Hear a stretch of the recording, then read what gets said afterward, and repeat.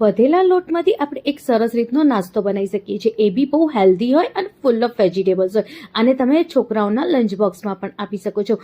સેવ પાડવાનો સંચો લેવાનો અને એમાં જે બીજા નંબરની જાળી આવે છે એ મૂકવાની, બરોબર. એને તેલ લગાવી દેવાનું, લોટને પણ થોડું આપણે તેલ લગાવી દેવાનું, કંઈક આવી રીતે, જેથી સંચામાં ચોટે નહીં. બસ આવી જ રીતે તેલ લગાવીને એને પેક કરી દેવાનું.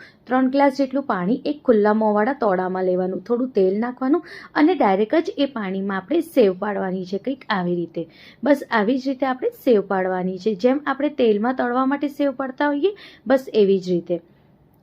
બસ જ્યારે આવી રીતે સેવ પડી જાય પછી એને આપણે 10 મિનિટ માટે સરસ રીતે ઉકળવા દઈશું, જેથી સેવ એકદમ સરસ બફાઈ જાય. આ આપણે અક્કા નૂડલ્સ બનાવીએ છીએ. આ તમે આસાનીથી વધેલા લોટમાંથી અક્કા નૂડલ્સ બનાવી શકો છો. બસ આવી જ રીતે બધી જે નૂડલ્સ છે આપણે પાડી લેવાની અને કાણાવાળી જાળીમાં આપણે કાઢી લેવાની.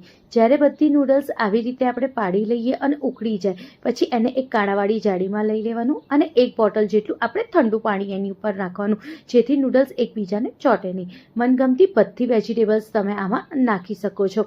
હવે એક તોડામાં 2 ચમચા જેટલું આપણે તેલ લેવાનું છે, એમાં આદુ લસણ મરચાંની પેસ્ટ નાખવાની અને એને થોડીક વાર માટે આપણે શેકી લેવાનું. જ્યારે શેકાઈ જાય પછી એમાં આપણે 2 કાંદા લાંબા લાંબા સમારીને આવી રીતે નાખવાના અને એને પણ આપણે થોડીક વાર માટે શેકવા દેવા. જ્યાં સુધી એનો કલર બદલાય ત્યાં સુધી આપણે શેકવાનું છે. આ ફેરી ગેસની ફ્લેમ આપણે મીડિયમ રાખવાની છે.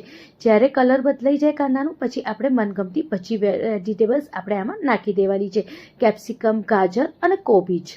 બસ હવે આને પણ આપણે 1 થી 2 મિનિટ માટે જ શેકવાનું છે, વધારે નથી શેકવાનું, નહીં તો બહુ વધારે પડતી વેજીટેબલ્સ ગળી જશે. હવે એમાં આપણે મસાલો કરીશું. મારી જોડે મેગી મસાલા પડ્યો હતો એટલે મેં 2 પેકેટ જેટલું મેગી મસાલા નાખ્યું છે. આનાથી આ નૂડલ્સનો ટેસ્ટ બહુ જ સરસ આવે છે. 1 ચમચી જેટલું સોયા સોસ, 2 ચમચી જેટલું મેં આમાં ટોમેટો સોસ નાખ્યું છે અને 2 ચમચી જેટલું મેં આમાં શેઝવાન સોસ નાખ્યું છે. જેટલી તીખી હશે એટલી જ ખાવામાં બહુ જ ટેસ્ટી લાગે છે.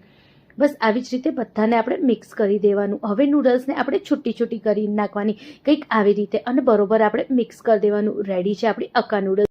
મેદાની નૂડલ્સ કરતાં ઘરે આપણે ઘઉંના લોટથી આસાનીથી નૂડલ્સ બનાવી શકીએ છીએ અને ખાવામાં બહુ ટેસ્ટી પણ છે. રેસીપી ગમે તો લાઈક જરૂરથી કરજો. Thank you.